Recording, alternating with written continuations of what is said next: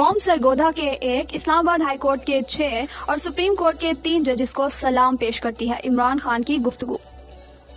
بانی چیئرمین تحریک انصاف اور سابق وزیر اعظم عمران خان نے آج اڈیالہ جیل میں صحافیوں سے گفتگو کرتے ہوئے کہا کہ سرگودا کے جج نے لاہور ہائی کورٹ کو بتایا کہ کیسے خفیہ ادارے نے اس پر دباؤ ڈالا۔ اس جج کے گھر کی گیس کاٹ دی گئی، ان پر دباؤ ڈالا جا رہا ہے۔ جو جج ہمیں انصاف دینے لگتا ہے اسے پریشرائز کیا جاتا ہے، جو صحافی پی ٹی آئی کے حق میں بولتا ہے اسے پکڑ لیا جاتا ہے۔ رؤف حسن پر حملہ کر کے اس کا منہ کاٹ دیا گیا، علی زمان پر تشدد کیا گیا، اس سب میں خفیہ ادارہ شامل ہے۔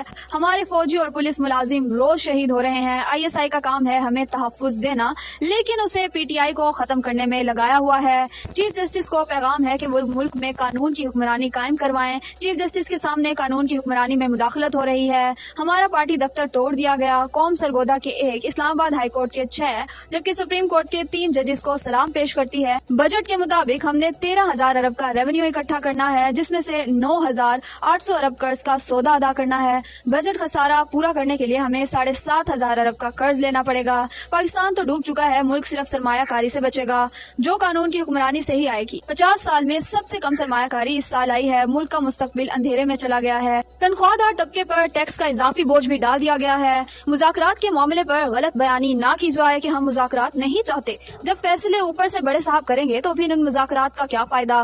جسٹس بندیال کے کہنے پر پی ڈی ایم سے مذاکرات کیے تو کہا گیا بڑے صاحب نے فیصلہ کیا ہے، جب تک بندیال ہے الیکشن نہیں ہوں گے۔ سیاستدان ہمیشہ مذاکرات میں ہی جاتا ہے، ہم نے مشرف دور میں بھی اس کے نمائندے سے مذاکرات کیے، حکومت سے نہیں۔ پارٹی کو پیغام ہے کہ گروپنگ ختم کر کے اکٹھی ہو جائے۔ یہ پاکستان کی زندگی موت کا فیصلہ ہے، اب بھی پارٹی میں جو گروپنگ کرے گا اسے نہیں چھوڑوں گا، سخت ایکشن لوں گا۔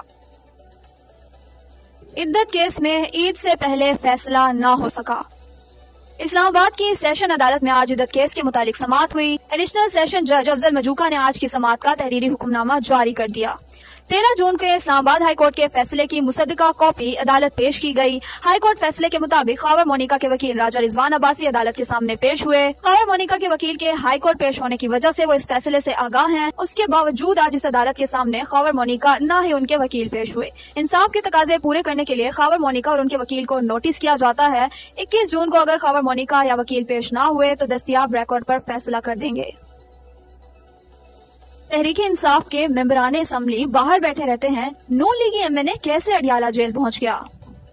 اڈیالہ جیل میں آج القادری ٹرسٹ کیس کی سماعت تھی۔ سماعت کے موقع پر تحریک انصاف کے ممبران اسمبلی تو اندر نہیں آنے دیے جاتے، مگر نون لیگی ممبر اسمبلی جیل میں سماعت سننے پہنچ گیا، جس پر عمران خان نے لیگی ایم این اے کو باہر بھجوا دیا۔ سماعت کے دوران عمران خان نون لیگی ایم این اے دانیال چودھری کی موجودگی پر برہم ہو گئے۔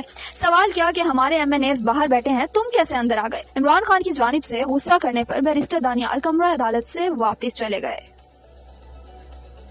القادری ٹرسٹ کیس کی سماعت 21 جون تک ملتوی۔ اڈیالہ جیل میں 190 ملین پاؤنڈز ریفرنس کیس کی سماعت ہوئی۔ عمران خان اور بشرا بی بی کو عدالت پیش کیا گیا۔ ایک گواہ کے بیان پر وکلا صفائی کی جرح مکمل۔ آئندہ سماعت پر مزید 4 گواہان جرح کے لیے طلب۔ ریفرنس کی سماعت 21 جون تک ملتوی۔ سماعت کے دوران سلمان اکرم راجہ، نیاز اللہ نیازی، علی ظفر، شعیب شاہین بھی عدالت موجود تھے۔ ریفرنس میں مجموعی طور پر 30 گواہان کے بیانات ریکارڈ، جبکہ 22 پر جرح مکمل ہو چکی ہے۔ Chief justice Lahore high court establishment کی مداخلت پر بول پڑے۔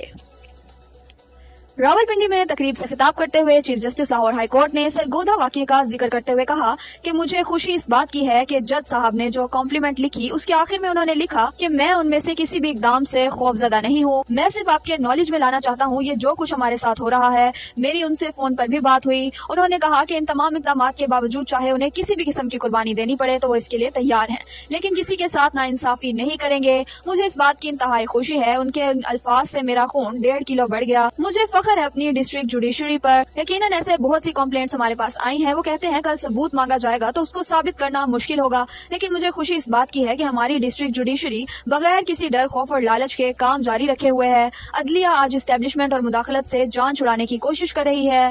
ہم نے دلیری، جرأت اور بغیر خوف مقابلہ کرنا ہے، اس ایمان کے ساتھ مقابلہ کرنا ہے کہ یہ مداخلت جلد ختم ہو جائے گی۔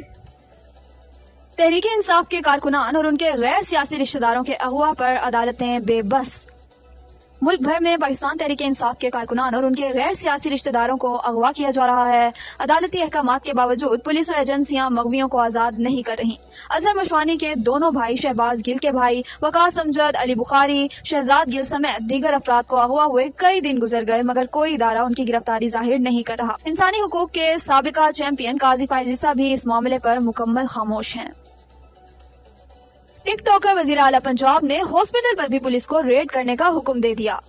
فارم 47 کی جعلی وزیر اعلیٰ پنجاب مریم نواز نے D H Q teaching hospital Sahiwal میں ایم ایس ڈاکٹر اختر محبوب اور دیگر ڈاکٹرز کو گرفتار کروانے کے لیے پولیس کو ہاسپٹل پر ریڈ کرنے کا حکم جاری کر دیا۔ جب پولیس ہاسپٹل میں جانوروں کی طرح گھسی تو سٹاف کام چھوڑ کر سراپا احتجاج ہو گیا۔